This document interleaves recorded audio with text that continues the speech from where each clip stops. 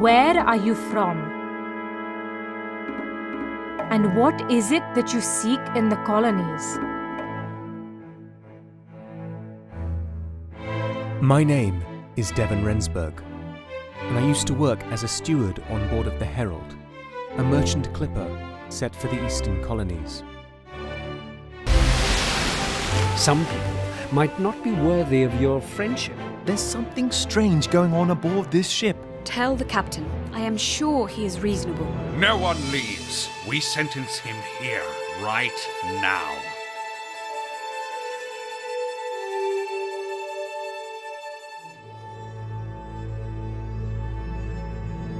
Hi, I'm Roy. I'm the lead writer of Wispfire's Herald, and I'm also the founder of the company. I just played Herald a little bit, kind of just jumped in the middle of it, and I was already in it. It's an amazing game. I don't even know where to start with this one. So can you tell us a little bit of background about the game? Okay. Well, Herald is an interactive period drama about the consequences of 19th century colonialism, and the game plays as a mix between a point-and-click adventure and a visual novel. And you are Devon Rensburg, who is a man of mixed heritage living in the 19th century, who has a Indian-born mother and a Western father. And he lives in the West, and he travels back to his country of birth, which is the Eastern colonies, which is what we call India in the video game. And during that voyage, he boards a ship called the Herald, which is here. It's like the name of the game. And once he arrives there, he gets captured by a strange, mysterious lady who lives in a tower, and she doesn't say a lot. You just one day wake up there, and she's just like, what happened? Yeah, exactly. She just snatched you from somewhere, and she said, what happened on board of the Herald? And then the game goes back in flashbacks, and you retell the story, and actually you help shape what the story is about.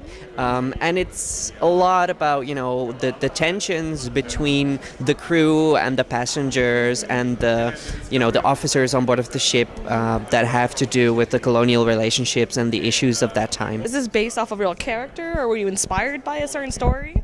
It's very much inspired by the actual history of the Indian Rebellion of 1857, but what we did was we really wanted to create an alternate history storyline to kind of step away of the actual politics of that time and tell a story about the people that lived the colonial era. And it's very about characters and about how to deal with a mixed race identity during the 19th century.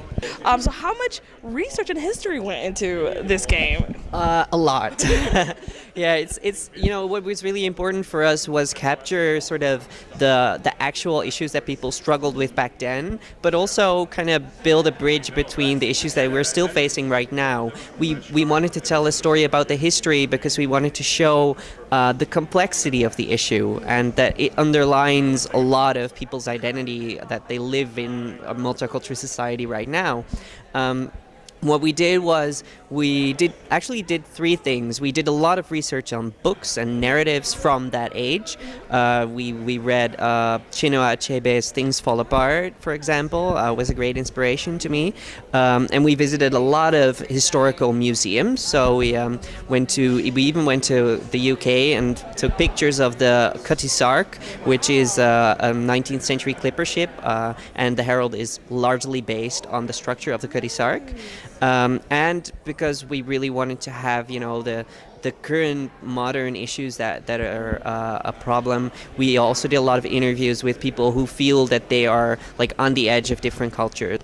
The art style is so really pretty on you. this one. Can you tell us a little bit about the art style of this one? Yeah, the art is created by Ida de Ridder, and she is a really, she takes a lot of inspiration from classic animation, like Disney, but also DreamWorks and anime like Ghibli, and she really wanted to kind of give a lot of character to the 2D portraits, and when they were stills, we were we need the facial expressions to communicate the emotions of a story that's so much about character.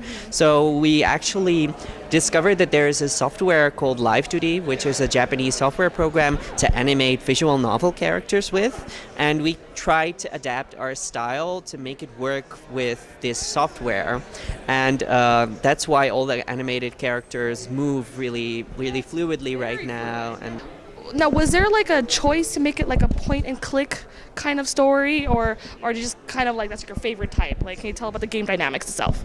Okay, yeah, well, we started out with, we want to tell a very sort of strong interactive story, kind of inspired by Telltale's efforts, especially the first Walking Dead game. We really liked the structure of it.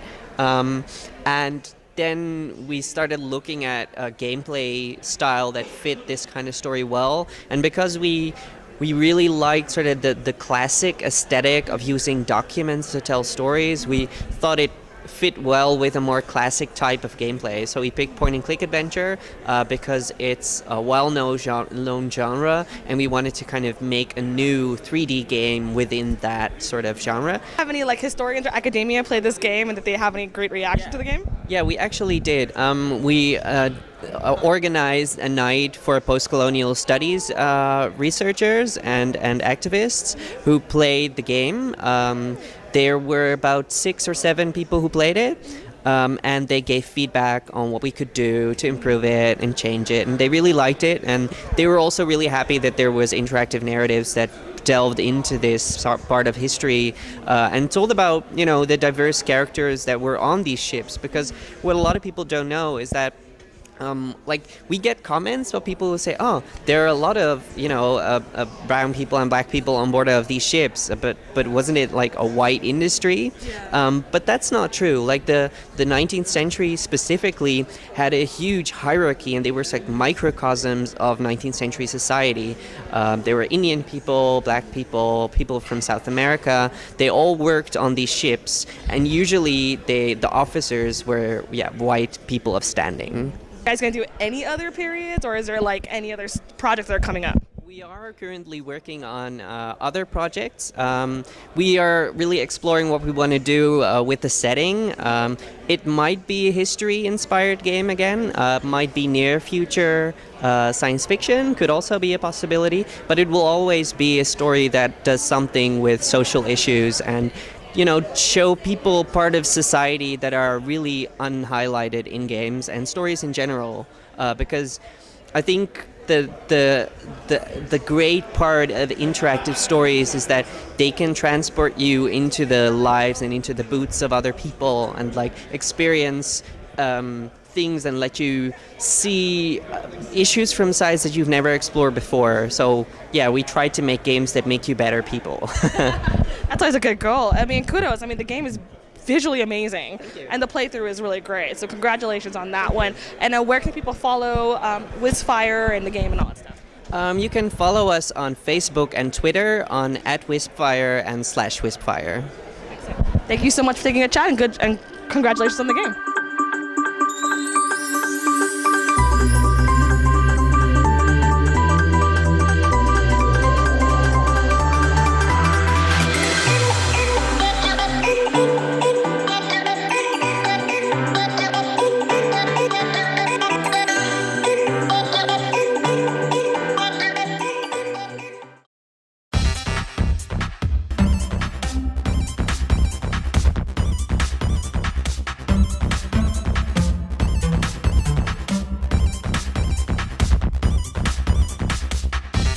My name is Quentin Young. I was producer on Starcats. Starcats is a local couch game where cooperation is a strategy, not a requirement.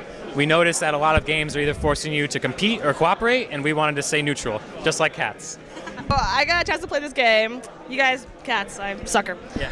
Describe a little bit of background. You guys told me it was like a senior project for your school. Can you tell a little bit of the background of it? So we started the project at the beginning of our senior year at Bradley University in Illinois. It has an interactive media department, and we were all game design students. So we spent about 3 months concepting, just trying to figure out what we wanted to do, and we settled on Starcats, and then we kind of took that for the alpha through the first semester, beta was through the second semester, and then now we're working towards release. Of all the things, why Cats? our lead artist really likes cats. Like, that's literally the only reason. We wanted to do space dogs because I'm a dog person. I'm actually allergic to cats, so I was like, let's not do it. Nah, we just want to do cats. You know, everyone likes cats. Why not add space dogs later on then? Space Dogs is a sequel. We've already talked about it. And then we've also talked about Space Cats 2, Electric Boogaloo. We really like just to be open-hearted, you know, so. A little bit about the art. Like, I really dig the whole pastel background, and you explained to me about the biomes about it. So we use, it's kind of hard to say without like pictures, but we have a procedurally generated map. And what we do is we have separate biomes that have certain plants and colors, unique color palettes to each. So what we do is we just grab from an array, we randomly pull items from the like foliage or trees or rocks or something, and then we paint them with the different colors for each biome. And then we have like swamp biomes or lava biomes or forests or, you know. So it's really easy for us to swap in and out other biomes that it's not a lot of work for us, but it makes it feel a lot more unique. First, the cats themselves. Yes. So can you talk about the cats and the artists and everything? So right now there's 8 cats in the game. I actually have a great story for this. So we were reached out to by a man in Detroit who also has Starcats. However, these Starcats are Guinness World Record holders for the longest tail on a cat and the tallest cat. So he was like, hey, I also have Starcats. I heard about you guys at E3. So I was amazed. But yeah, so we have 8 cats in the game. Once we release, we want to have 16. And there's really no difference, but it's just a little cute way that you can pick your own cat. So can you name all 8 cats? I can. So we have Captain Bones. We have Patches, Charlemagne, Neapolitan, Duster. We have Earhart, and then Fido. But Fido is not a cat. Fido is a fish that is in a cat body, controlling it somehow. We don't really want to say how. It's just. Well, the fishbowl, like the astronaut helmet, he's technically in a fishbowl. Started off as a senior project, so now where are you guys at now? How did it transgress? How's your journey been? So we graduated, and the day before we were walking across the stage, we got an email from E3 saying that we were accepted as part of the college competition. So thank you, yeah. So we actually spent a month crunching some more, went down to LA, released for that, and then I started a company, so the E3 was kind of proof that maybe we had something. So I started a company that we are now going to be using to distribute Starcats on Steam, and then hopefully someday down the road, the Switch. What's it like? Your mission, the heart of your company now. The heart of my company is Bradley University, where we made the game, is in Central Illinois, which I affectionately refer to as the desert of game development, because there is nothing around there. Like, you either have to go to Seattle, LA, like out Austin, Texas, and a lot of students who are in like the department with me, they end up settling for other jobs that are not game design because there's nothing there. And I want to be the company that can say, well, listen, I get that you can't move away. Come work for me, you know? Like, everyone has ideas, and geography shouldn't stop you from being able to work on a game. So that's what I want to do with the company. Starcats is adorable, and it's pastel colored. It's really eye-catching. So are you guys going to keep making games more like that, or what can we see in the future landscape?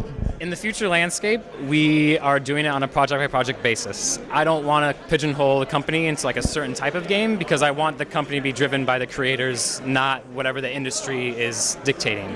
Actually, the name of the company is Symptomatic Productions because we're a symptom of the industry. We don't want to be like a reaction. We want to be a symptom. I'll follow you, or the game, or the company. So we have www.starcats.com, starcatsgame.com. You can follow us on Twitter at StarcatsGame, YouTube, StarcatsGame.